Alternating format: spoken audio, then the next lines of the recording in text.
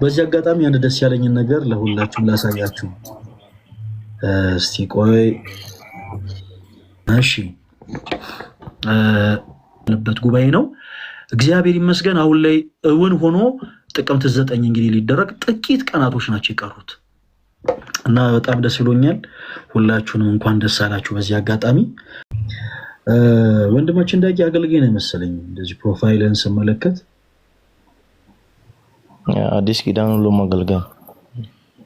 እሺ አይ እኔ ሌሎች አይነት ነገሮችን ለመናገር ሳይሆን ማይክ ምናምን ይዘህ ስላየሁ በዝማሬ ነው የምታገለግለው ወይስ ወንጌል? ኦኬ ስለዚህ ፓስተር ዳጊ ይበል ወይስ አገልጋይ በል? እሺ አገልጋይ ዳጊ።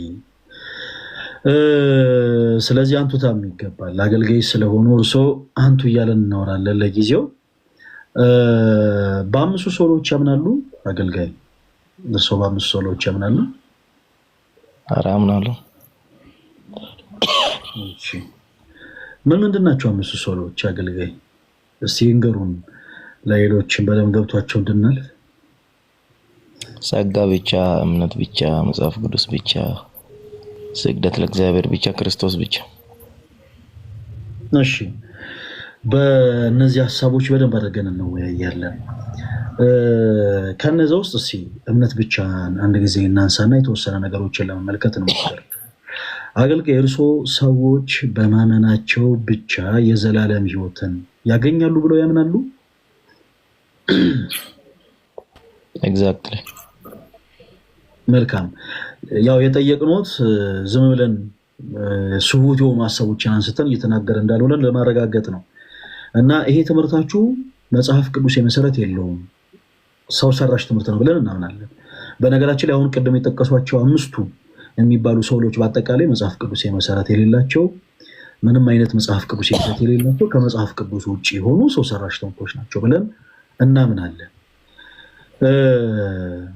አሁን ያነሱትም ይሄ ሰዎች በማመናቸው ብቻ የዘላለም ሕይወት ያገኛሉ የሚለው ትምህርት ከመጽሐፍ ቅዱስ ውጭ እንደሆነ ያውቃሉ አገልጋይ? አይደሉ። መጽሐፍ ቅዱሳዊ ሐሳብ አላቸው። መጽሐፍ ቅዱሳዊ ሐሳቦች ናቸው። እሺ እስቲ ከመጽሐፍ ቅዱስ ውጪ ናቸው ብለን ስለምናምን የመጽሐፍ ቅዱስ ማስረጃዎችን ባይጠይቁኝም እኔ ያነሳው እንወያይ። መጽሐፍ ቅዱስ ይዘዋል አይደል አገልጋይ? ያ እሺ ዮሐንስ ወንጌል ምዕራፍ 15 አንድ ጊዜ አውጡት እና አንድ ላይ እናንብብ እስቲ። አዲሱ መደበኛ ትርጉም ነው ነገ ያለው። እኔ ደግሞ አውጡ ያልኩት መጽሐፍ ቅዱስ ነው። አዲሱ መደበኛ ትርጉም ከመጽሐፍ ቅዱስ ማህበር እውቅና ውጪ የታተመ በመጽሐፍ ቅዱስ ማህበር ሳይሆን በባቢሊካ ኢንተርናሽናል በግለሰቦች ፈቃድ በጣም ብዙ የቃል ስህተቶች ድምፅን ከፈሩ ድምፅ አይሰማም። አገልጋይ ድምፅ ይሰሙታል? ትንሽ ከፈሩ። እንግዲህ ከዚህ በላይ ጋይ ስታች ያላችሁ እህቶች ወንድሞች ድምፅ ይሰማቸዋል? ይሰማል። አሁን ይሰማል። እሺ እንዴ ሊያስጮኝ ነበር እኮ። እሺ እና አዲሱ መደበኛ ትርጉም መጽሐፍ ለጊዜው እንደ መጽሐፍ ቅዱስ የሚታይ መጽሐፍ ስላልሆነ መጽሐፍ ቅዱስን ያውጡልኝና በመጽሐፍ ቅዱስ ማስረጃነት እናወራለን። ምክንያቱም ይሄን እርሶ ካሉት እምነት ጋር የሚጻረር በጣም ብዙ ስህተት የሆነ ሐሳብ በውስጡ አለ። ፈቃደኛ ከሆነ ላሳዩት ይችላል። አይሽ ችግር የለውም። ክፈት አንተ የራስህ መጽሐፍ። እሺ የሉትም ለጊዜው መጽሐፍ ቅዱስ። እሺ በነከት ቃል ይተውና እኔ እንደዚህ አይነት ነገር እየተናገርኩ አይደለም። በውስጡ እርሶ ከሚያምኑት እምነት ጋር ራሱ የሚጻረር ቃል አለው። ፈቃደኛ ከሆኑ ደግሞ አሁን ላሳዩት እችላለሁ። እርሶ የሚያምኑት እምነት እንዳለ ሆኖ ከእርሶ ደግሞ የሚጻረር ትምህርት መጽሐፍ ቅዱሱ አለው። ፈቃደኛ የሁለት ሺህ እትሙን አውጣ። የእናንተን ኦርቶዶክስ ያሳተመችውን የሁለት ሺህ እትሙን አውጣ። መጽሐፍ ቅዱስ እንዳልሆነ አሳየው። የእርሶን ማስረጃ ነው የጠየቅኩት። የእርሶን ማስረጃ ስናነሳ ይሄ መጽሐፍ ቅዱስ አይደለም ብለህ ጀጅ አይደለም አድርገህ የተነሳው አገልጋይ። አንተም ጀጅ ላደረከው የሁለት ሺህ እትሙን ኦርቶዶክስ ቤተክርስቲያን ያሳተመችው መጽሐፍ አምጣና ልክ እንዳልሆነ አሳየው። ያልኩበትን ሪዝን ሰምተውኛል በደንብ እኔም ሪዝኑን አሳያለሁ። 2000 እትም አውጣና ይሄ ህዝብ ይመልከት። ምን ነው ሪዝን የሚሉኝ? አሁን እያወራን ያለነው እኮ በጣም እኮ ለየቅል የሆነ ነገር ነው። ልክ ያልሆነ ነገር አለ አይደል ያልከው?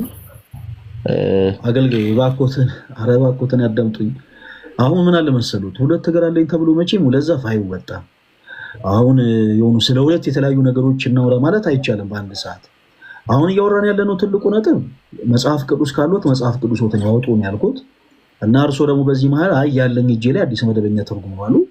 አዲስ መደበኛ ትርጉም እንደ መጽሐፍ ቅዱስ የሚታይ መጽሐፍ አይደለም። ምክንያቱም የግለሰቦች ሀሳብ ያዘነበለ በጣም ብዙ ስህተቶች ያሉበት እርሶ ከሚያምኑት እምነት ጋር ራሱ የሚጻረር ሀሳብ ያለው ነው እያልኩት ነው። ፈቃደኛ ከሆኑ ነው ላሳዩት ያልኩት። እና እባክዎትን ከርዕስ ውጭ ባንወጣ እሺ። መጽሐፍ ቅዱስ ካሉት አለ፣ ከሌሎት ግን በዚህ አጋጣሚ እንዲህ ስናገር ለሌሎች ሰዎች እንደው ስህተት የተናገርኩ እንደሚመስላችሁ ይኸውላችሁ፣ እዚህ ጋር ይሄ እጄ ላይ ያለው ለምሳሌ አዲስ መደበኛ ትርጉም መጽሐፍ ነው። እሳቸው አዲስ መደበኛ የሚሉት ይኸው ይሄ ነው። አዲስ መደበኛ ትርጉም መጽሐፍ ላይ ለምሳሌ ሁለት ሀሳቦችን ብቻ ላንሳሉት። አገልጋይ አንድ ጊዜ ሁለት ሀሳቦችን ተመልክተን እንሂድ። ሰውንም በዛው እስቲ ትንሽ አዌርነስ እንፍጠርለት ስለዚህ መጽሐፍ። አይ ቲንክ በጣም ብዙ ፕሮቴስታንት የሆኑ እህቶች ወንድሞቻችን ይሄን መጽሐፍ ይዙታል። አዲስ መደበኛ ትርጉም ያላችሁ ሁላችሁ አሁን የምናነሳቸውን ጥቅሶች እያነሳችሁ አንድ ላይ እንድትከታተሉ በሉል እግዚአብሔር ስም ጠይቃለሁ። እሺ፣ አዲስ መደበኛ ትርጉም ትንቢተ ኢሳይያስ ምዕራፍ 7ን አንድ ጊዜ አውጡልኝ አገልጋይ።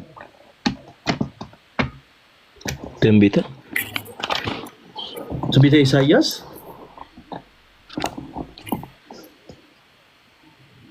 ሸበለው ባሮክ ይላል። ምዕራፍ 7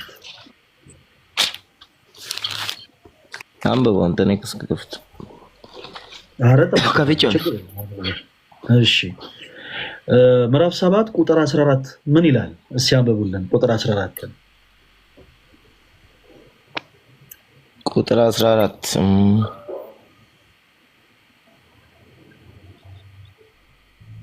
ስለዚህ ጌታ ራሱ ምልክት ይሰጣቸዋል። እሺ እነሆ ድንግል ትጸንሳለች፣ ወንድ ልጅም ትወልዳለች፣ ስሙንም አማኑኤል ብላ ትጠራዋለች። በጣም ጥሩ አገልጋይ።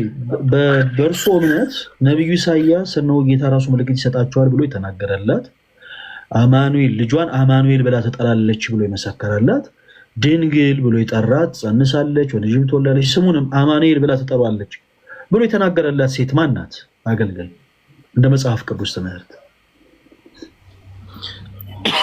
ወደ ሀሳባችን እንግባ። ዛሬ እሱን ላወራድ የሚገባው ነው። ወደ ሀሳባችን እንግባ ያስብላል አይደል? ሀሳቡ ያ እሺ፣ ግድ የለም ወደ ሀሳባችን እንገባለን። የእርሶን እምነት ይንገሩኝ። አሁን እኔ ሌላ ጥቅስ ስጡኝ ማስረጃ አምጡ አይደለም ያልኩት። ለምሳሌ ስሞት ማን ነው እንደማለት ያክል ቀላል ጥያቄ ነው የጠየቁት። ኢሳይያስ እሺ፣ የ2000 እትሙን አውጣ የአንተን መጽሐፍና እናወጣለን። አንድ ጊዜ ያዝነውን እንጨርስ። አውጣለታለሁ። እሱ ሀሳብ ላይ ታወራኛለህ አንተ። ችግር የለውም። እኔም ይሄን አወራሃለሁ፣ አንተም ያንን መጽሐፍ አውጣና ነው። አገልጋይ ቆይ ይረጋጉ። ሁለት እግር አለኝ ተብሎ ሁለት ዛፍ አይወጣም ብዬ እኮ ቅድም ጥሩ ምሳሌ ሰጠሁ። አዎ፣ ስለዚህ አሁን እዚህ ይሄ ተረት አይደለም፣ ትክክለኛ አባባል ነው። ተረት ሲጀመር ተረት ተብሎ ነው የሚጀመረው። እሺ አገልጋይ፣ እዚህ ክፍል ላይ ኢሳይያስ የተናገረው ስለማን ነው?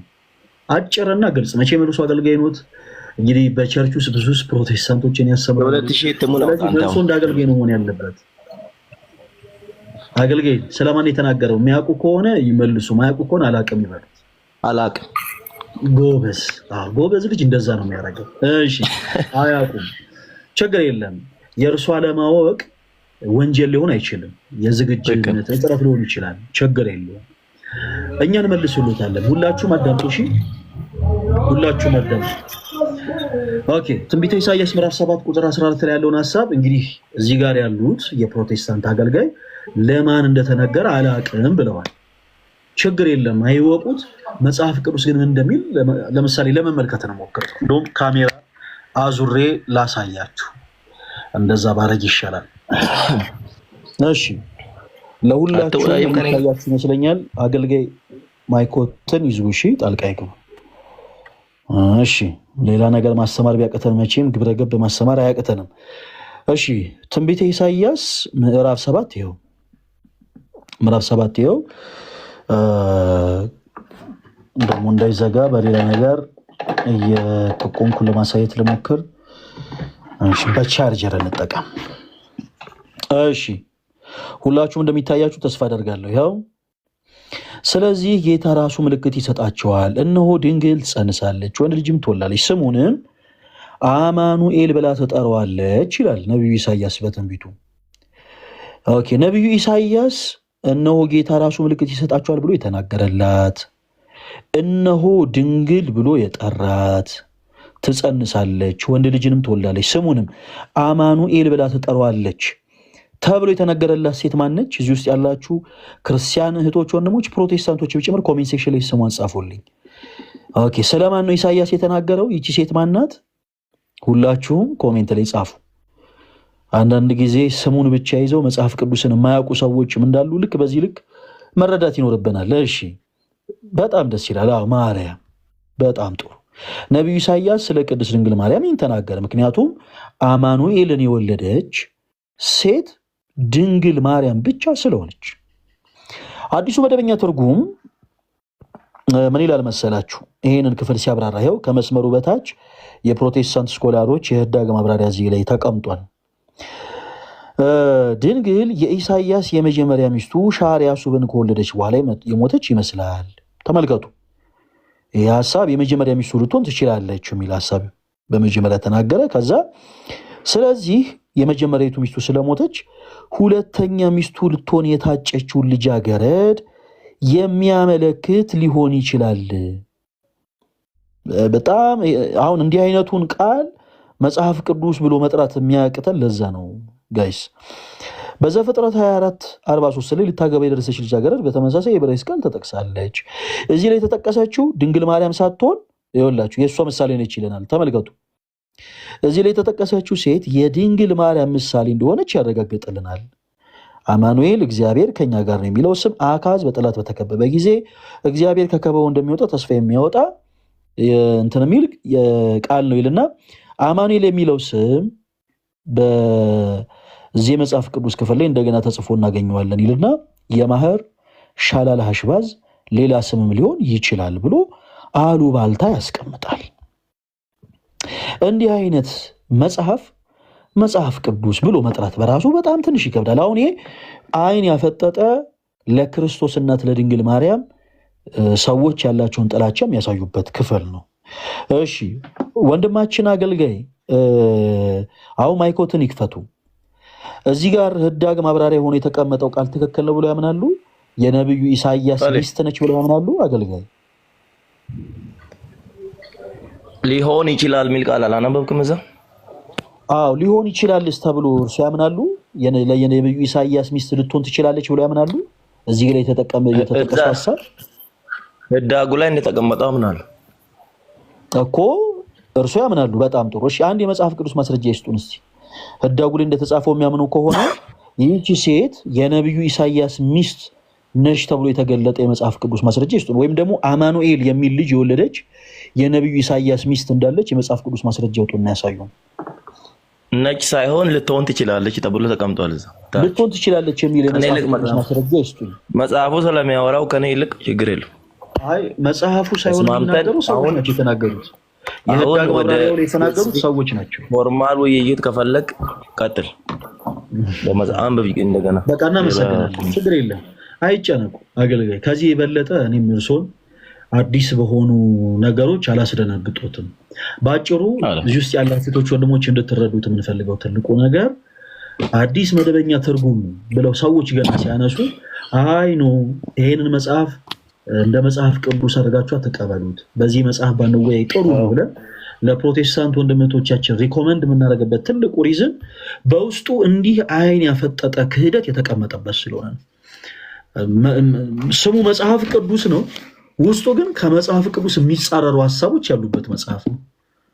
አሁን እዚህ ጋር ያሉት አገልጋይ they have no idea ማይክ ይዞ ራባጃ ራባባ ብሎ ሰው አሜን ከማስባል ያለፈ ምንም የሚያውቁት ነገር የለም። ክፍሉ ለነቢዩ ኢሳይያስ ሚስት ነው የተነገረው።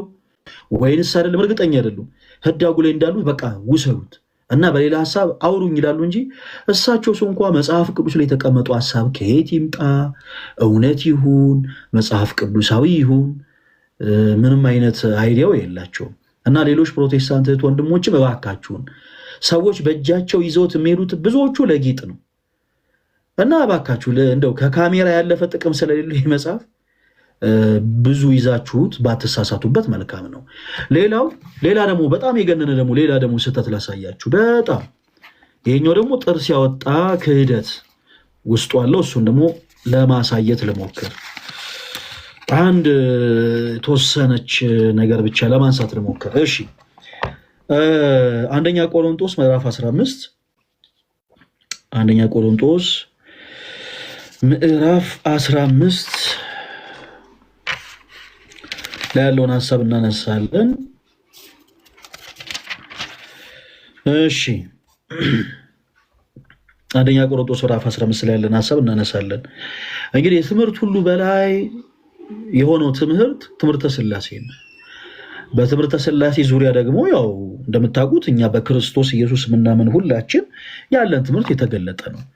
ይሄ መጽሐፍ ሁላችሁም በድጋሚ ይሄ መጽሐፍ ብዙ ጊዜ ካያችሁ የሆኑ ስሪፒስ የለበሱ ሰዎች ምናምን የሆነ ይዘውት ምናምን አሪፍ የሆነ ፎቶ ምናምን ከመነሳት ያለፈ እንደኛ እንኳን አንብበው የተመለከቱት አይመስለኝ እና ፕሮቴስታንት እህቶች ወንድሞች ቢቻል እኛ ያነሳናቸውን ሐሳቦች አንስታችሁ በዚህ መጽሐፍ ዙሪያ ከመምህራኖቻችሁ ጋር ብታወሩበት ጥሩ ነው። የመጀመሪያው ትልቁ ወንጀል ምንድነው? መጽሐፍ ቅዱስ በመጽሐፍ ቅዱስ ማህበር የሚታተም ሆኖ ሳለ ከመጽሐፍ ቅዱስ ማህበር እውቅና ውጪ በግለሰቦች የታተመ መጽሐፍ ነው። እሺ አገልጋይ እርስዎ በአብ በወልድ በመንፈስ ቅዱስ ያምናሉ አይደል? ኤግዛክትሊ ሁለት ሺህ እትሙ በክርስቲያን እንትን እሱ ለምን አሁን ከዚህ በኋላ ይኸውልህ አንድ ነገር ልንገሩት። እኛ ስንታገስ ጸጥ ስንል እርስዎ በየመሃሉ የሚጮት ጩኸት አንድ አዋቂ እንዲያደርጉት አንፈልግም። እሺ ራስዎትን ይቆጣጠሩ። አሁን የመጡት ከሆነ ቤተ እምነት ነው፣ አገልጋይ ኖት። ስለዚህ ያንን ቤተ ክርስቲያን የሚወክሉ አገልጋይ ኖት ማለት ነው። ስለዚህ የሚናገሩት ንግግር በአጠቃላይ እንደ ሕፃን አይሆን። እሺ ትልቅ ሰው ኖት፣ እንደ ትልቅ ሰው ያወሩ። አንቱ ምንሎት አገልጋይ ስለሆኑ ነው፣ ያው አገልጋይ ነኝ ስላሉ ማለት ነው። ስለዚህ ያው እኛ ልክ ክብር ሰተኑት እንደምናወራው እርሶ ስርዓት ባለው መልኩ ያወሩ። እንደ ሕፃን ልጅ የሆነ ሐሳብ ሲወራ ዝም ብሎ ዝልል ብለው እንትን መጽሐፍ አውጡ ምናምን አይበሉ። እሺ አንደ ፉከራውን ሽለለውን አቁሙትና መጽሐፍ ቅዱስ የማስረጃ ነው። ከዛ ውጪ ግን እርሶ ስለ ጮህ አይደለም እናዳምጡት። አገልጋይ በጣም ስርዓት ባለው መልኩ ፖላይት ሆነው ለሚሰጡን ሐሳብ እኛ ተገዦች ነን፣ እናደምጦታለን። እና ሌላ ቦታ ምናልባት ሰዎች ሰምቶት ሊሆኑ ይችላል። አሁን ምን ያልሰሙትም ሌላ ቦታ ማይኮትን ከፍተው ሲሉ እሪ ሲሉ ምናምን ሰው ሰምቶት ሊሆኑ ይችላል። እዚህ ግን በፍጹም እንዲህ አይነት አመል ሰው አስነጥሶት እስከሚወጣ ድረስ ነው ስነ ስርዓት የምናስይዘው። ስለዚህ ስነ ስርዓት ያዙ። እሺ የጠየቁት ጥያቄ በአብ በወልድ በመንፈስ ቅዱስ ያምናሉ ወይ ነው? አዎ አምናለሁ ብለዋል። በአብ በወልድ በመንፈስ ቅዱስ መካከል መበላለጥ አለ ብለው ያምናሉ? አገልጋይ ሁለተኛ ጥያቄ ነው ይሄ። በአብ በወልድ በመንፈስ ቅዱስ መካከል መበላለጥ አለ ብለው ያምናሉ? እርሶ መልሶትን ይመልሱ። ማይኮትን ይፈቱት። ከምን አንጻር? በምንም አንጻር። ከምን አንጻር አልኩ? በምንም አንጻር። ለምሳሌ ኢየሱስ ክርስቶስ የእግዚአብሔር ዘላለማዊ ቃል በስጋ ወራቱ ከአብ ያንሳል ብለን እናምናለን እኛ በጣም ሰው ስለሆነ። ኦኬ በጣም ጥሩ። ስለዚህ እርሶ በሥላሴ አካላት መካከል መበላለጥ አለ ብለው ያምናሉ?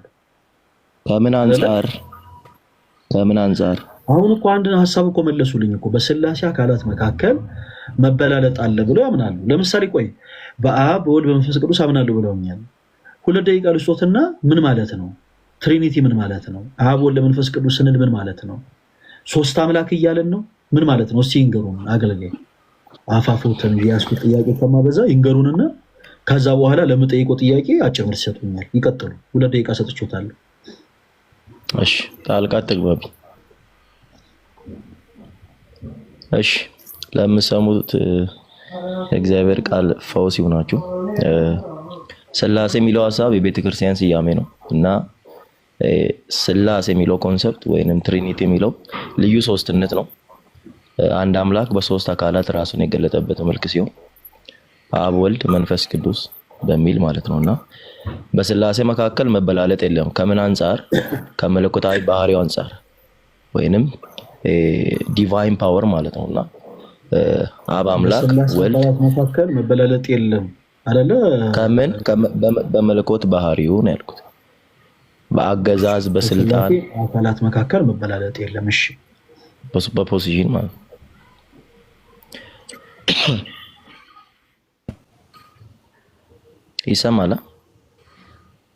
ይሰማል አገልጋይ እየሰማነው ነው። እና አንድ ናቸው ግን በአካል ይለያያሉ። ሶስት አካላት ናቸው ብለን እናምናለን። አንድ ጊዜ ካሜራ ላዙርና ሰዓት ለመቆጠብ አሁንም አንድ ነገር ላሳየሁት። እሺ መቼም የታሪከኛ መጽሐፍ ነው፣ ማያመጣብን ታሪክ የለም። እሺ ለሁላችሁም እንደሚታይ ተስፋ አደርጋለሁ። እሺ ይኸው እዚህ ጋር ይታያችኋል አይደል? በስላሴ አካላት መካከል አብ የበላይ አስተዳዳሪ ነው ይላል። እሺ ይኸው ደግሜ ላንብብላችሁ። በስላሴ አካላት መካከል አብ የበላይ አስተዳዳሪ ነው። እሺ በዚህ መጽሐፍ ቅዱስ ሐሳብ እርሶ ይስማማሉ? ወንድማችን አገልጋይ እርሶ ይስማማሉ? በጣም በስላሴ አካላት መካከል አብ የበላይ አስተዳዳሪ ነው። እጅግ በጣም እስማማ። ከምን አንፃር? አሁን አንተ ኮንፊውዝ ከማድረግ አንፃር ከምታረግ ኮንፊውዝ ሊያደርጉት አይደለም። ቆይ አዳምጡኝ። ደቀ መዛሙርቶችን ከምታሳስብ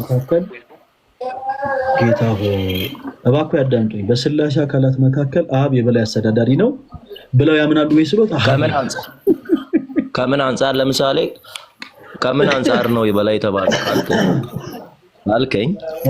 ይበላለጣሉ እያሉ ሳይሆን አብ መገኛ ሶርስ ነው እያለን በስላሴ አካላት መካከል አብ የበላይ አስተዳዳሪ ነው ነው የሚለው ሶርስ ነው ማለት ነው ብለው ያምናሉ ወይ ስሎት አዎ አምናለሁ ብለውኛል። አሁን ቀጥታ የመጽሐፍ ቅዱስ ማስረጃ ስጡኝ። አብ የበላይ አስተዳዳሪ ማለት መገኛ ነው። አብ እርሱ አይተርጉሙት መጽሐፍ ቅዱስ እሱን አውርቼ ልንገር። አብ የበላይ አስተዳዳሪ ነው የሚል ማስረጃ ይስጡኝ። አብ የበላይ አስተዳዳሪ ነው በስላሴ ቃል በቃል ነው የፈለከው። አብ የበላይ አስተዳዳሪ ነው የሚል ሐሳቡንም ቢሆን ይስጡኝ። ምን ላይ እናወጣ? ሐሳቡን ላስረዳህና ጥቅስ እሰጥሃለሁ። በመጀመሪያ ጥቅስ ነው የሚሰጡ። ለምን አልፈለክም? አንተ ለምን ሐሳቡን አነሳህ? ለምን እኔ አላነሳ? ሐሳቡን ለምን አልፈለክም? እኔ ያነሳው ጥቅስ አንስቼ ኮንፊውዥን መፍጠር ካልፈለክ በመጀመሪያ አገልጋይ አረባኮተን ያዳምጡኝ። እርሶ ምንም አይነት ነገር ያለ መጽሐፍ ቅዱስ ማስረጃ የሚነግሩኝ ከሆነ ለኔ ተረት ተረት ነው የሚሆነው። ስለዚህ ለኔ ተረት ተረት እንዳይሆን በመጀመሪያ የሚያደርጉት ትልቁ ነገር ምንድነው መሰሉት? የመጽሐፍ ቅዱስ ማስረጃ ያነሳሉ። በስላሴ አካላት መካከል አብ የበላይ አስተዳዳሪ ነው። በአብ በወልድ በመንፈስ ቅዱስ የሚያምን ሰው በአጠቃላይ የማያምነው ነገር ነው። እንግዲህ እርሶ የት ቸርች እንደሚያገለግሉ መድኃኒዓለም የሚወቀው። ፕሮቴስታንት የሆናችሁ ሰዎች በዚህ አጋጣሚ እንደዚህ አይነት ትምህርት የሚያስተምሩ አገልጋዮች አሏችሁ። እሺ አገልጋይ እርሶ በአብ በወልድ በመንፈስ ቅዱስ መካከል አብ ከሶስቱ ቅዱስ አንዱ ቅዱስ አብ የበላይ መገኛ ነው አስተዳዳሪ ነው የሚል እኔ የበላይ ሳይሆን ወይስ አይደለም ብያለሁ። እኔ አልጠየቅኩትም። አገልጋይ ዲናይ ታደርጋለህ እሱን። እሺ እኔ አልጠየቅኩትም። እሱን እናወራለን። እሺ እኔና እርሶ እናወራለን አለው አይደለ? የት ሄድቦታል? በቃ እኔ በዚህ ኮንሰፕት ነው የማወራው። እኔ በላይ በታች ነው የሚለውን ሐሳብ ያምኑበታል ወይ? አሁን እኔ እዚህ የጠየቁት ጥያቄ ለብቻ መለሱልኝ። የሚያምኑ ከሆነ አዎ አምናለሁ ይሉኛል፣ የማያምኑ ከሆነ አያላምንም ይሉኛል። በነገራችን ላይ ይቅርታ አስተዳዳሪ ነው። ላስታውስህ ነው ዳጊ ያልከውን ላስታውስህ ነው። በስላሴ አካላት መካከል በስልጣን በማስተዳደር አንድ ነው ብሎ ነበር ቅድም። አሁን መልሶ ደግሞ አብ የበላይ ነው በሚለው ላይ ምን ብሎ ደግሞ አመጣው ነው? አይ ከመገኘት አንጻር ምናምን እያለ ነው። እና ምናልባት ራስህ ከራስህ ጋር ራሱ እየተጋጨ ስለሆነ መገኛ እንደሆነ ትክዳለህ እንዴ? ወንድማችን ሚውትን ክፈትና ወራ ባሮክ ሚውትን አንሳና መገኛ እንደሆነ ሀብት ክዳል አይረጋጉ። እንዴት ነው የሚያወሩት? እርሶ እንዴት ስነስርዓት ይኑሩት። ይሄ እኮ ቸርች አይደለም። ካንተ ጋር ልቀጥልና ይሄ ቸርች እኮ አይደለም። ሚውትን አንሳና ወራ ስነስርዓት ይኑሩት እንጂ እንዲህ በመንጫጫት አይደለም ሊያወሩ የሚችሉት። እሺ ግብረገብ ያስፈልጋል እኮ መጽሐፍ ቅዱስ ያሰቡት ሲወሩ ግብረገቦች ሰዎች ጋር ሊኖሩ ይገባል። በለግየቶ ቦዝ ማረጉን ተው ነው። አይ ያረኩ አይደለም እያስታወስኩት ነው። ከስርዓት ውጪ የሆኑ ስለሆነ ስነ ስርዓት የያዙ እያልኩት። በነገራችን ላይ አንድ ነገር ላስተውሶት፣ ይሄ የአባቱ ቤት አይደለም ሰው ቤት ነው ያሉት። ስለዚህ ስነ ስርዓት ሊኖሩት ይገባል። እሺ እንደፈለጉ ዝም ብሎ መፈንጨት፣ እንደፈለጉ ዝም ብሎ መጮህ አይቻልም። እኔም ለምሳሌ እኮ ያሉበት ቦታ ስመጣ ልክ እንደ ቤቴ እንደፈለኩ ልዘዝ፣ እንደፈለኩ ልፍለጥ፣ እንደፈለኩ ልቁረጥ የሚባል ነገር የለም። ስነ ስርዓት ያስፈልጋል እና ቶኖትን እባክዎ የሆነ በፖላይት በሆነ መንገድ ያርቁት። እኛ እርሶን አክብረን ስለሆነ የምናወራው። እሺ በአጭሩ ላይቭ ሪከርዱን ሌሎች ሰዎች በደንብ ይፖስቱልዎታል። አገልጋይ ቅድም ስናወራ በአብ ወልድ መንፈስ ቅዱስ በመለኮት እኩል እንደሆኑ መበላለጥ እንደሌለ ትሪኒቲን በደንብ አድርገው እያስረዱ ነበረ። ከዛ በኋላ እርሶ ከተናገሩት ደግሞ የሚጻረር ሀሳብ መጽሐፍ ቅዱስ ላይ ያሳየሁት ቅድም ያነሳነው ትልቁ ፖይንት ያ ነው። ኢቨን እርሶ ከሚያምኑት እምነት የሚጻረር ሀሳብ አለ። የቱ? መጽሐፍ ቅዱስ። እዚህ መጽሐፍ ቅዱስ ላይ በስላሴ አካላት መካከል አብ የበላይ አስተዳዳሪ ነው የሚል ሀሳብ ተቀምጧል። ይህንን ይቀበሉታል ወይ ስንሎት ቅድም በስላሴ አካላት መካከል መበላለጥ የለም ሲሉ የነበሩ ወንድማችን ያንን ሀሳቡትን በአጠቃላይ ኮምፕሊትሊ ትተውት አዎ በስላሴ አካላት መካከል መበላለጥ አለ፣ ከዛ በኋላ መበላለጥ የሚል ማስረጃ ያምጡልን፣ ሌላ ነገር ያወራሉ። ስለዚህ አሁንም መናገር የሚችሉትን ነገር ብቻ ይናገሩ፣ የማያውቁትን ነገር አላውቅም ይበሉ። እሺ አለማወቅ ኃጢአት አይደለም። በስላሴ አካላት መካከል አብ የበላይ አስተዳዳሪ ነው ብለው ያምናሉ? እምነቶትን ይንገሩኝ። አገልጋይ አዎ አምናለሁ ወይ አላምንም? ምን አልከ? በስላሴ አካላት መካከል አብ የበላይ አስተዳዳሪ ነው ብለው ያምናሉ? አገልጋይ አምናለሁ አልኩህ። እሺ መጽሐፍ ቅዱስ ማስረጃ ይስጡ። አብ የበላይ አስተዳዳሪ መሆኑን የሚያስረዳ አንድ የመጽሐፍ ቅዱስ ማስረጃ ይስጡ። ምን ሌላ አውጣ?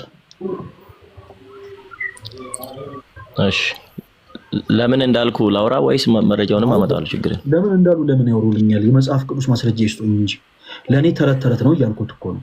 እርሶ ከመጽሐፍ ቅዱስ ውጭ የሚናገሩት ሀሳብ ተረት ተረት ነው። ምናልባት አሁን ይህንን ንግግር እርሶ የሚያገለግሉበት ቸርች ተናግረው ቢሆን ኖሮ ሰው ሁሉ እርሶን ያለ ማስረጃ ስለሆነ የሚቀበለው ዘሎ አሜን ብሎት ነበር። አሁን ግን ያለነው ቸርች አይደለም። እያወሩ ያሉት ከክርስቲያኖች ጋር ነው። ከኛ ጋር ሲያወሩ ደግሞ በጣም መጽሐፍ ቅዱስ የማስረጃ መሰረት ማድረግ አለበት። ምን ሌላ አውጣ? ስታክ እያደረገ ነው። አብ በላይ አስተዳዳሪ ነው። አይ አይቆራረጥም፣ ይሰማል።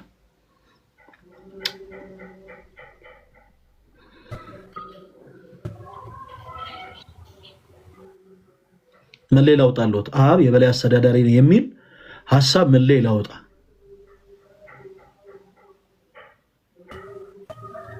እኔ ሌላው ተወር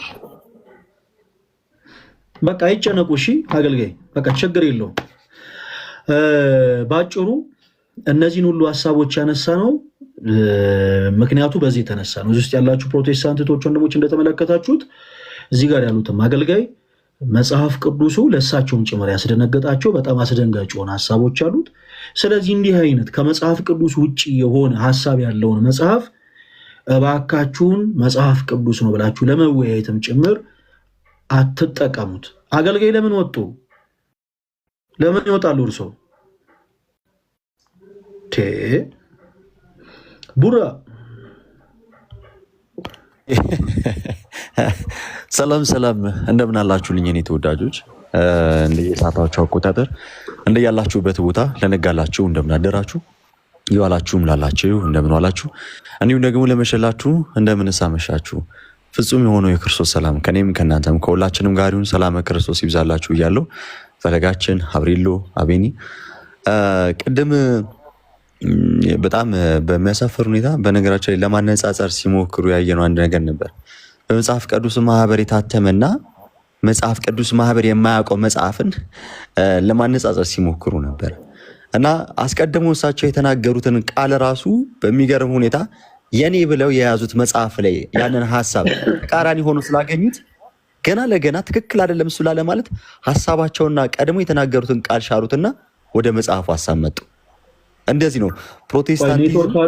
አሁን ኢንቫይት አድርጌዎታለሁ አገልጋይ ቡራይ ምን አሉ መሰለ፣ ያው የቲክቶኩን እንትን አልጎሪዝም አናቅ መስሏቸው ኔትወርክ አለው። ይሄው ቶሎ ብለን ሳብኛ ደግሞ ከመጣች ማርያም ተምጣሽ እኮ ነው። ቀጥል ቡራ። ቀድሞ የተናገሩትን ሐሳብ ልክ መጽሐፉን ለመሸሸግ ወይም ለመጽሐፉን ለመደበቅ ሲታገሉ አየን። ልክ እንደዚህ ነው። በጣም ከ30 እና ከ40 ምናምን ሺህ በላይ ዲኖሚኔሽን ሆነው ተመልከቱ፣ አንድ ላይ ሆነው በመስማማት ወይም ደግሞ አንዱ የአንዱን ገመና አንዱ የአንዱን እንዲህ በመደበቅ የተለያየ አይነት እምነት ኖሯቸው መሰረታዊ ልዩነቱ ናቸው አንድ ነን ብሎ ለመምጣት ግን ይሞክራሉ።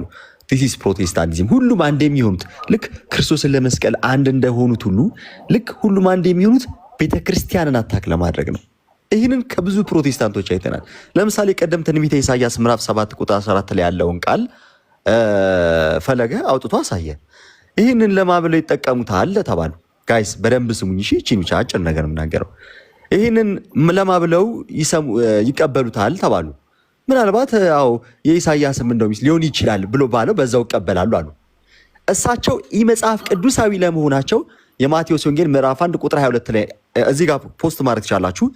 ማቴዎስ ወንጌል ምዕራፍ 1 ቁጥር 22 እና 23 እነሆ በነቢይ የተባለው ይፈጸም ዘንድ ኦኬ ድንግል ትጸንሳለች ወንድ ልጅንም ትወልዳለች ስሙንም አማኑኤል ይሉታል የተባለው ተፈጸመ ይልና ተርጓሜው እግዚአብሔር ከኛ ጋር የሚል ነው ይላል። ጋይስ አሁን ይሄ የመጽሐፍ ቅዱሳቸው ክፍል ኦኬ የመጽሐፍ ቅዱስ ለማለት ያስቸግራል። መጽሐፍ ቅዱስ ማለት የእግዚአብሔር ሐሳብ ያለበት ቅዱሱን ቃል የያዘ ማለት ነው። ራሱ ከማቴዎስ ወንጌል ጋር የሚቃረን ነው። ማቴዎስ ከተናገረው ቃል ጋር ፍጹም ተቃራኒ የሆነ ትርጉምን የያዘ ነው። ለምን? አስቀድሞ ማቴዎስ ምን ብሎ ነግሮናል? ያ የተፈጸመው በማን እንደሆነ ነግሮናል። እና በጣም አንድ ጊዜ እንደው ሲያጮሁት ሰምቻለሁ። ይህንን የመጽሐፍ ቅዱስ አንስተ ፍጹም አጋንንታዊ ነው ስትል ነበር እንደውም ትዝ ይለኛል። እና ቆራርጠውት መጽሐፍ ቅዱስን አጋንንታዊ እንደሆነ እንዳልክ ለማስመሰል ሲሞክሩ ተመልክቼ ነበረ። እኔ ደግሞ የዛን ሰሞንም ነበርኩኝ። በሚያሳዝን ሁኔታ ያንን ቃል ስትናገር እንደዚህ አይነት ሐሳብ የያዘውን መጽሐፍ ቅዱስ በቃ ትክክል አይደለም። ምክንያቱም እንደ ክርስቶስን እኮ አብዷል እኮ የሚሉ ናቸው አይደል? ሉቃስ 11 ላይ ያለውን ሉቃስ 11:8 ወይም ደግሞ 8:11 እንደዚህ ባልሳሳት እዛ ላይ ያለውን ክፍል እኮ ብቻ ሳይሆን እዛ ክፍል ላይ ምንድነው መሰለህ ቡራ በጣም የሚገርመው በክርስቶስ ያላመኑ ሰዎች ኢየሱስ ክርስቶስን በጣም ብዙ ነገር ብለውታል። ያው እንደምታውቁት ኢየሱስ ክርስቶስን አብዷል፣ ቤልዜቡል አለበት፣ በአጋንንት አለቃ አጋንንትን ያስወጣል ብለው ተናግረው ያውቃሉ። በጣም የሚያሳዝነው ፓርት የጌታችን የኢየሱስ ክርስቶስ እናት ድንግል ማርያምና ወንድሞቹ ተብሎ የተጠራው እንግዲህ ወንድም ተብሎ የተጠራበት መስፈርቱ ምንድነው ስንል ማቴዎስ 12 ምሳሌ የአባቴን ፈቃድ የሚፈጽም ሁሉ ነው ያለው ጌታችን ማለት ነው። የአባቱን ፈቃድ የፈጸሙ ሁሉ ተብሎ የተጠሩት ወንድሞቹና የጌታችን የኢየሱስ ክርስቶስ እናት እነርሱም ልክ እንዳላመኑት እንደነዛ ሰዎች ኢየሱስ ክርስቶስን አብዷል ብለው አስበው ነበረ ብለው በጽሁፋቸው ያስቀምጡ ናቸው። እኔ ያንን ሐሳብ ማውጣት ደብሮኝ ነው። እዚህ መጽሐፍ ቅዱስ ላይ ያለ ስለእውነት እዚህ መጽሐፍ ቅዱስ ሉቃስ 9 ላይ አዲስ መደበኛ ትርጉም ያላችሁ ሰዎች ገልጣችሁ ፕሊስ እዩት። እናቱ ድንግል ማርያምና ወንድሞቹ ወደ እርሱ የመጡበት ዓላማ ምንድን ነበር ብሎ ያስቀምጣል።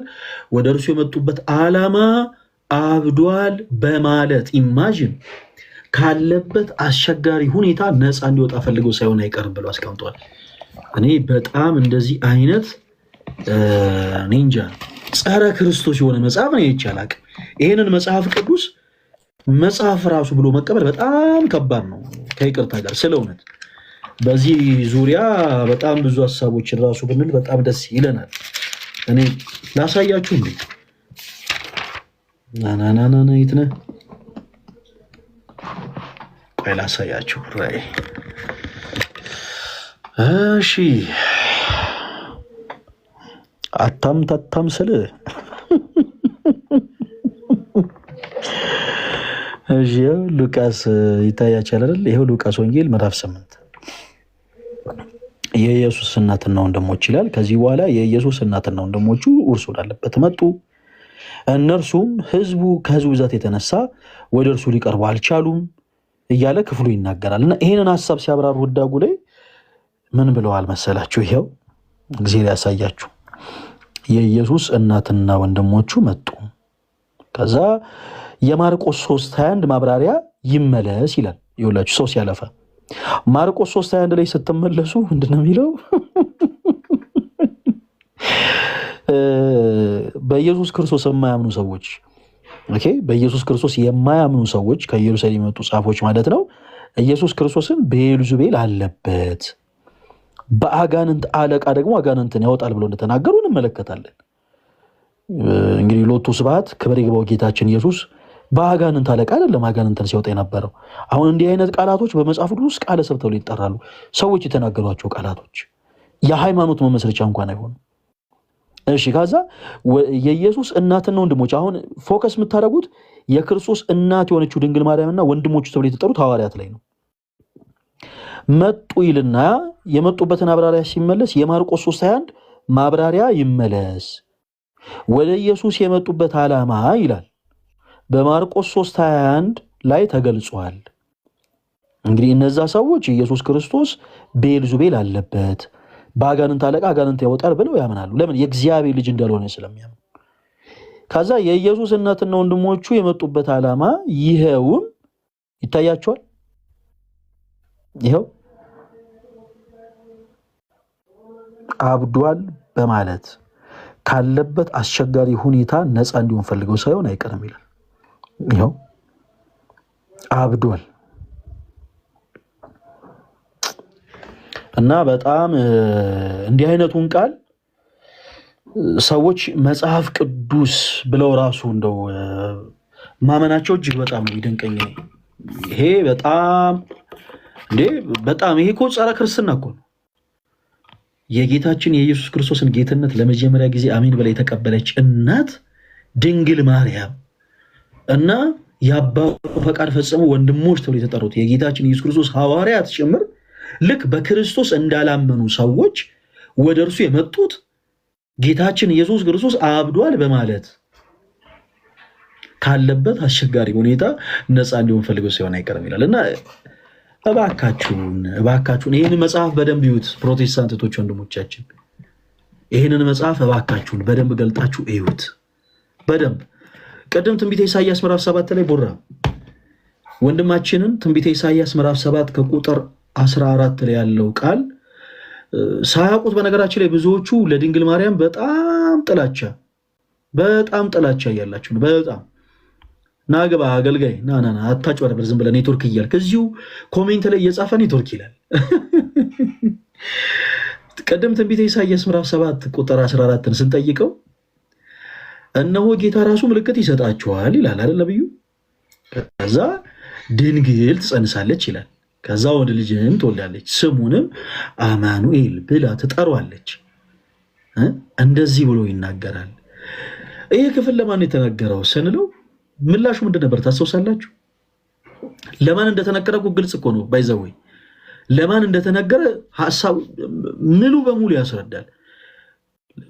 ኮንቴክስቱ ራሱ ያስረዳል። ቀደሙ ደግሞ ልክ ብራሲል እንደነበረውም ደግሞ ማቴዎስ ወንጌል ምዕራፍ 1 ላይ በነብዩ ተብሎ ሜንሽን ተደርጎ ያ ቃል እንደተነገረ ያስቀምጣል መጽሐፍ ቅዱሳችን።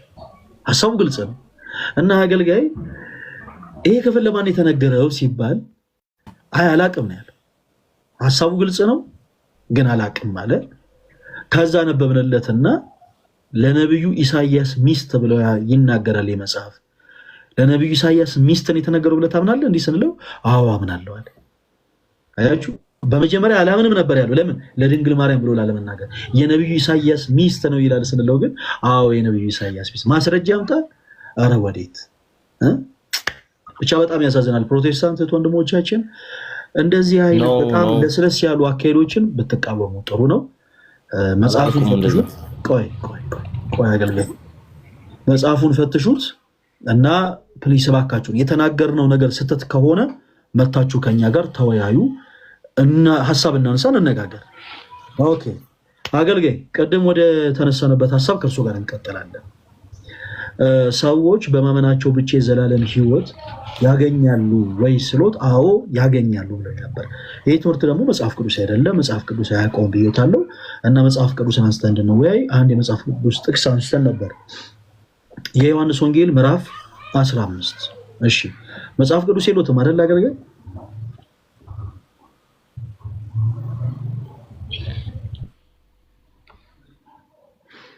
አገልጋይ ጸጥ ይበሉ ጫጫታው ይሰማል ምናምን እርሶ ጋር አካባቢ ያሉ ይሰማል ሲያልፉ ምን ሲሉ ይሰማል እርሱ ብቻ ነው ጸጥ የሚሉት አገልጋይ ጸጥ ይበሉ እንጂ ይሰማል አይደል ይሰማል እሺ መጽሐፍ ቅዱስ አሁን የለውትም አይደለ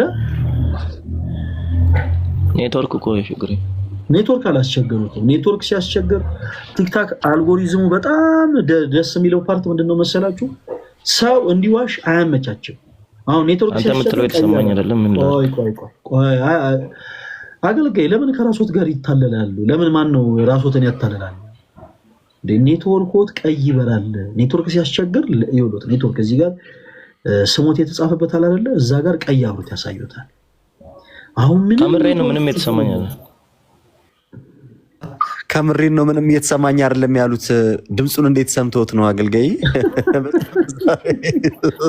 አይተው በጽሁፍ ሲናገሩ አይተው በጽሁፍ ኮሜንት ላይ ሲጽፉላችሁ አይተው እንጂ አገልጋይ የኛ ድምጽ እኮ አይሰማም በጣም ይቅርታ ማለት መሳቀይ አይደለም ነገሩ ትንሽ ስለሚያስቅ ነው ልሳቀይ አይደለም አይ ከምሬን ነው አሉ መሐላ የሚመስል ነገር ነው ለምን አስቀድሞ ለተነገረው ነገር በመሐላ በሚመስል ቃል ለማረጋገጥ አይ እየተሰማኝ እኮ ስላልሆነ ነው ሲሉ አስቀድሞ ያለ የሰሙትን ሶሪ እንደሰማ ለማረጋገጥ የመከረበት ነገር ደስ ይላል በቃ ችግር የለውም ኔትወርካቸው ሲስተካከሉ ይመጣል አይ አሁን በውስጥ ኔትወርክ እየመጣ ይጠፋ ስለሆነ ነው ለዛ ነው እሺ አገልጋይ ለኔ ጽፈውልኛል ያው ምንድነው ይጻፉልኝ ቀደም የተናገርኳቸው ነገሮች ባጠቃላይ በመጽሐፍ ቅዱስ የማስረጃ ሐሳቦችን ማቅረብ ያልቻልኩትም ደግሞ በእምነቴ ላይ ትንሽ ጥርጣሬ ስላለኝ ነው እና አሁን በቅርቡ የኦርቶዶክስ ቤተክርስቲያን አማኝ መሆን ፈልጋለሁ ብለዋል እንግዲህ አገልጋይ ባሉበት ቸርች የሚያገለግሉ አገልጋይ ነበሩ እና አሁን በውስጥ በጻፉልኝ መልእክት እንግዲህ መነሻነት ስናወራ ያወሳቸው ወደ ኦርቶዶክስ ቤተክርስቲያን መመለስ ይፈልጋሉ ወደ ኦርቶዶክስ ቤተክርስቲያን መመለስ ይፈልጋሉ በሳቸው ቸርች ውስጥ የምትገለገሉ ፕሮቴስታንት ሆናችሁ እህቶች ወንድሞች አገልጋያችሁን ተከተላችሁ መሪያችሁን ተከተላችሁ መመራችሁን ተከተላችሁ ወደ እውነተኛው መንገድ እንድትመለሱ በሉል እግዚአብሔር ስም ሁላችሁንም ጋብዛለሁ አገልጋይ እርሱ የወሰኑት ውሳኔ በጣም ደስ የሚል ውሳኔ ነው እርሱ የወሰኑት ውሳኔ በጣም ደስ የሚል ውሳኔ ነው ለምን ይወርዳሉ እረ በስመ አብ ብሎ ወረደ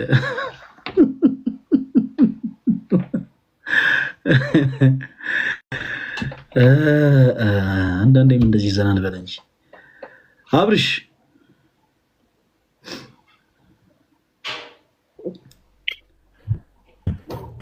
እኔ ነው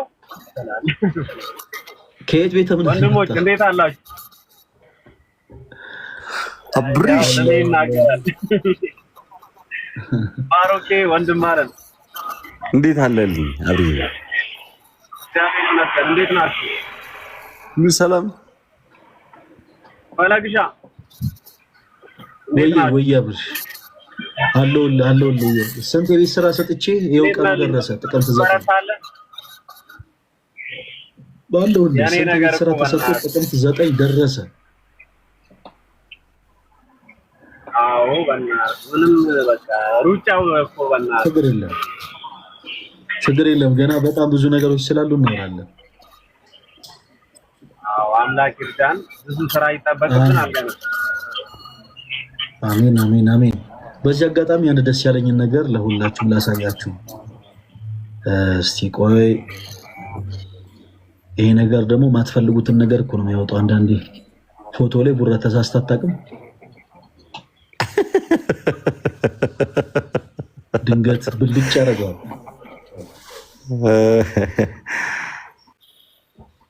እሺ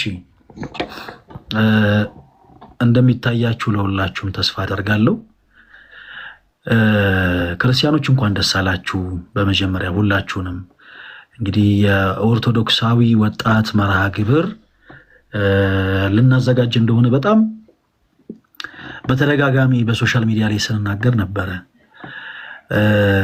እንደምታውቁት ደግሞ እንዲህ አይነት አገልግሎቶችን ደግሞ ልክ ሲዘጋጁ እኛ ከፍ ያለን የሚመስላቸው አንዳንዶች የተለያዩ አገልግሎቶችን ሲያሰናክሉም ተመልክታችኋል።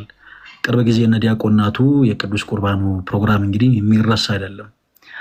ይህንን ከግምት በማስገባት የፊታችን ጥቅምት 9 እንግዲህ ለአዲስ አበባ ሀገረ ስብከት ሊቀ ጳጳስ ለብፁዕ አባታችን አቡነ ሕርያቆስ ማመልከቻ አስገብተን ነበረ በ2017 ዓ.ም በባለፈው ዓመት ማለት ነው። እና በባለፈው ዓመት ያስገባነው ማመልከቻ ብፁዕ አባታችንና የሀገረ ስብከቱ ስራ አስኪያጅ መልአከ ምሕረት ቆሞስ አባታችን በእነሱ አባታዊ መልካም ፈቃድ ጉባኤው አክሴፕታንስ አግኝቶ ጥቅምት 9 በሆተ ብርሃን ቅድስት ማርያም ካቴድራል ቤተክርስቲያን ትልቅ ጉባኤ እንግዲህ ልናዘጋጅ ጎንበስ ቀና እያለን ነው። እንደምትመለከቱት ደብዳቤው በኢትዮጵያ ኦርቶዶክስ ተዋሕዶ ቤተክርስቲያን በአዲስ አበባ ሀገረ ስብከት ጽሕፈት ቤት ይላል። ለቦሌ ሆተ ብርሃን ቅድስት ማርያም ካቴድራል ሰበካ ጉባኤ ጽሕፈት ቤት ይላል ወረቀቱ። ከዛ በኋላ ከስር ፈቃድ ሲሰጥ ጉዳዩ ምን እንደሆነ ደግሞ በደንብ ይናገራል። የፈለገ አትናቴዎስ ማህበር ጥቅምት 09/2018 ዓመተ ምህረት ከቀኑ 10 ሰዓት በአውደ ምህረት ጉባኤ ወይም መርሃ ግብር ማዘጋጀት ይችሉ ዘንድ ለካቴድራሉ የትብብር ደብዳቤ እንድንጽፍላቸው በቀን 27 12ኛው ወር ነሐሴ 2017 ዓ.ም በተጻፈ ማመልከቻ ጠይቀዋል። ስለዚህ የፈለገ አትናቴዎስ ማህበር ሊያዘጋጅ ላሰበው ጉባኤ ለአንድ ጊዜ ብቻ የተፈቀደ መሆኑን እናስታውቃለን ይላል ደብዳቤው። እንግዲህ ማህተሙን በኢትዮጵያ ኦርቶዶክስ ተዋሕዶ ቤተክርስቲያን የአዲስ አበባ ሀገረ ስብከት ጽሕፈት ቤት ይላል። መልአከ ምሕረት ቆሞስ አባ ገብረ መድኅን ንጉሴ በኢትዮጵያ ኦርቶዶክስ ተዋሕዶ ቤተክርስቲያን የአዲስ አበባ ሀገረ ስብከት ዋና ስራ አስኪያጅ ፊርማ ለካቴድራሉ አስተዳደር ክፍል ደብዳቤው ተልኳል። እኔ እጅግ በጣም ደስ ብሎኛል። ይሄ በጣም ረዥም ጊዜ ለፋነበት ክርስቲያኖች ለነገራችሁ አልችልም። በጣም ረዥም ጊዜ ከላይቭ ስትሪም ሁሉ ርቀን በጣም ብዙ በሮችን እያንኳንኳን ጎንበስ ቀን ያለበት ጉባኤ ነው። እግዚአብሔር ይመስገን አሁን ላይ እውን ሆኖ ጥቅምት 9 እንግዲህ ሊደረግ ጥቂት ቀናቶች ናቸው የቀሩት እና በጣም ደስ ብሎኛል። ሁላችሁንም እንኳን ደስ አላችሁ በዚህ አጋጣሚ እና አሁንም የእናንተ እገዛ ያስፈልገናል። ስንጀምረው እንደዚህ ከባድ ነገር አልመሰለንም ነበር። በጣም ቀላል ነገር ነው የሚመስለው በእውነት ለመናገር ግን በጣም ብዙ ፕሮሰሶችን አልፈን እዚህ ደርሰናል። አሁንም የእናንተ እገዛ ያስፈልገናል። በገንዘብ ደረጃ ማገዝ የምትችሉ እህቶች ወንድሞች ካላችሁ በውስጥ መስመር ማገዝ እንፈልጋለን እያላችሁ መልእክታችሁን አስቀምጡልን። በጣም የሚገርማችሁ እኛ እንደው በጣም ብዙ አስበን የነበረው ትልቁ ነገር ምንድን ነው? ከተለያየ ቦታ ለሚመጡ ኦርቶዶክሳውያን የትራንስፖርት ባሶችን ሁሉ ለማመቻቸት አስበን ነበረ። ከኃይሌ ጋርመንት ሊሆን ይችላል፣ ከሳሪስ ሊሆን ይችላል፣ ከሰሚት ሊሆን ይችላል፣ ከተለያየ አቅጣጫ ከጦር ኃይሎች ሊሆን ይችላል። የሚመጡ ሰዎችን በአጠቃላይ የኛ ባነር ያለባቸው ባሶች ተዘጋጅተው ሰዎችን በነፃ እንዲያመጡ፣ እንዲመልሱ፣ እንዲያንቀሳቀሱ ሁሉ አስበን ነበር። ግን እግዚአብሔር ሆኖ አልፈቀደም። በአሁኑ ግን እኛ እናስባለን፣ እግዚአብሔር ይፈጽማል። ወደፊት በምናደርጋቸው ጉባኤያቶች ግን አይቀሩም እና ጉባኤው ጥቅምት 9 ነው። ቦታው ደግሞ በሆተ ብርሃን ቅድስት ማርያም ካቴድራል በገርጂ ማርያም ማለት ነው። በዛ ነው የሚሆነው። ከዕለቱ 10 ሰዓት ጀምሮ ሁላችሁም ኦርቶዶክሳውያን ነጠላችሁን ለብሳችሁ ያው ቦታውን እንደምትጠለቅልቁት ተስፋ እናደርጋለን። በዕለቱ የሚኖረን መርሃ ግብር ትምህርት ነው። እንግዲህ ይሄ ጉባኤ ትልቁ ፎከስ የሚያደርግበት ትልቁ ነገር ምንድነው? ትምህርት ነው እና በጣም የምንወዳቸው የቤተክርስቲያናችን ትልልቅ መምህራኖች ይገኛሉ። በዝማሬውን በኩል ደግሞ በጣም የምንወዳቸው ዘማሪያንም ጭምር ይገኛሉ። እኛ ልክ የሆነ ቦታ ላይ መልካም ወጣት እያሉ ድራማ እንደሚሰሩ ሰዎች ናሲ ኬት የመጣ እንዲህ አንገት ላይ ክራለ በቃ እንዳታወልቆ እሺ ምናምን እያለን ድራማ እንሰራለን። ፕሮቴስታንት የሆኑ ሰዎች መጡም አልመጡም፣ ኦርቶዶክስ የሆኑ ሰዎች መጡም አልመጡም፣ በቤተ ክርስቲያናችን አውደ ምሕረት ላይ ድራማ የሚሰራ ትውልድ የለም። የክርስቶስ ቃል ግን ይሰበካል። አለቀ። ሁላችሁም በዕለቱ ተገኙ። ሁላችንም ቁጭ ብለን የጌታችን የአምላካችን የመድኃኒታችን የኢየሱስ ክርስቶስ ወንጌል ይሰበካል። አጭርና ግልጽ እና ሁለተኛው ዙር ደግሞ የሚሆነው እንደ እግዚአብሔር መልካም ፈቃድ እንግዲህ ሌላ ትልቅ ዝግጅት የሚያስፈልገው ደብረ ብርሃን ነው። ብፁዕ አባታችን አቡነ ቀለሚንጦስ የሀገረ ስብከቱ ሊቀ ጳጳስና የሀገረ ስብከቱን ዋና ስራ አስኪያጅ በማናገር ፈቃድ በመጠየቅ እንግዲህ ፈቃድ አግኝተናል። ገና ከሆኑ በጣም ደስ ይላል። ክርስቲያኖች ፕሊስ እባካችሁ እንደው አንድ ጊዜ እኔ በጣም ደስ ስላለኝ ማለት ነው ስለ እውነት አቤት አባቶቻችን ያላቸው ፍቅር ያላቸው አክብሮት፣ በተለይ የሰሜን ሸዋ ሀገረ ስብከት ስራ አስኪያጅ በጣም በጣም በጣም የሚለዩ ወንድም ናቸው፣ የሚለዩ አባት ናቸው እና የእሳቸውን ፈቃድ እንግዲህ አግኝተናል። በዚህ አጋጣሚ የደብረ ብርሃን ልጆች የመልእክት አድርሱልኝ።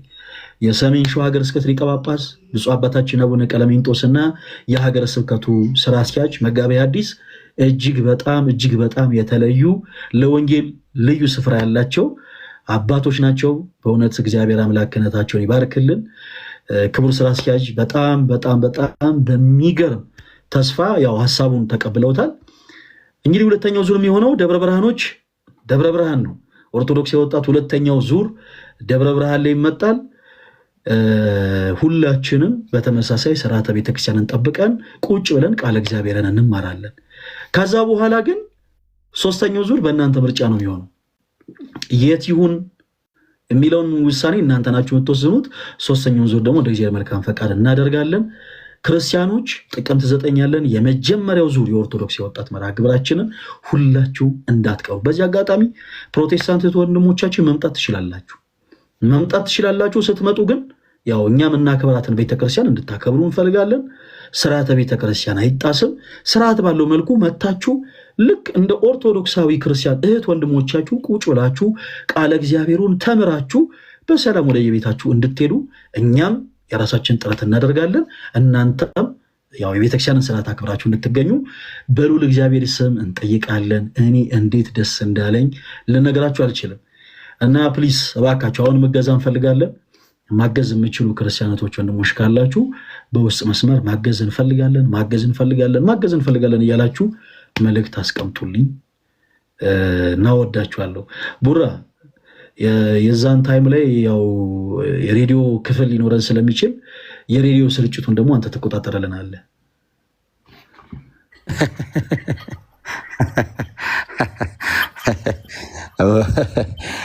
እውነት ነው እንዴ? ምን ጥያቄ አለ?